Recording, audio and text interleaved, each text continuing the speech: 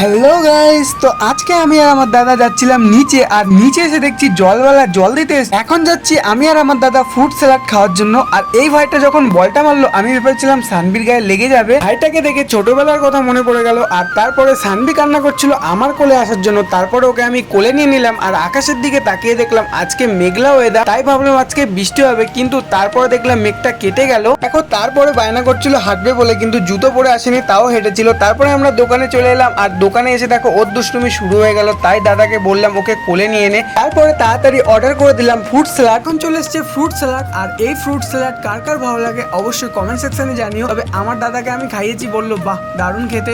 তারপরে সানবিকে একটু দিলাম খাওয়ার জন্য, কিন্তু এটা প্রচুর পরিমাণে ঠান্ডা, তাই ভাবছিলাম ওকে দেবো কি দেবো না, কিন্তু ও খুব ভালোই খাচ্ছিল। তো তারপরে আমি খাওয়া শুরু করলাম। আর এই ফ্রুট স্যালাড আমার খুবই প্রিয় বলতে পারো। তারপরে আমার দাদা বৌদির জন্য একটা পার্সেল করে নিল, আর সানবিকে তারপরে কোলে। তারপরে চলে এলাম পূজা স্টোর। এই দোকানে বাঙালি সব রকম জিনিস পাওয়া যায়। তারপরে আমি সানবিকে কোলে নিলাম, আর এই বোনটা সানবির সঙ্গে খেলা করছিল। যখন বোনটা চলে গেল তখন সানবি ওর দিকে তাকিয়েছিল, তারপরে নিজে নিজেই টাটা বাই বাই করছিল। এখন আমাদের নেওয়া কমপ্লিট হয়ে গেছে, এবার যাচ্ছি আমরা রুমে। তবে বাজারে গিয়ে আমার দাদার সঙ্গে একজনের দেখা হয়েছিল, তাই কথা বলছিল ওই কাকুটার সাথে। পরে আমরা ওখান থেকে বেরিয়ে গেলাম। আর এখন দেখো সানবি ঘুমানোর জন্য কিরকম করছে। তারপরে রুমে এসে দেখছি বৌদি করছে পুঁইশাক পাতার বড়া, আর ওইদিকে হচ্ছে মাংস। তবে তোমরা কারা কারা পুঁইশাক পাতার বড়া খেতে ভালোবাসো অবশ্যই কমেন্ট করে জানিও। আর আজকে আমাদের দুপুরের মেনুতে এই দুটোই আছে। চলো আমি এখন পুঁইশাক পাতার বড়া আর মাংস খাই। তোমাদের সঙ্গে দেখা হচ্ছে নেক্সট ভিডিওতে।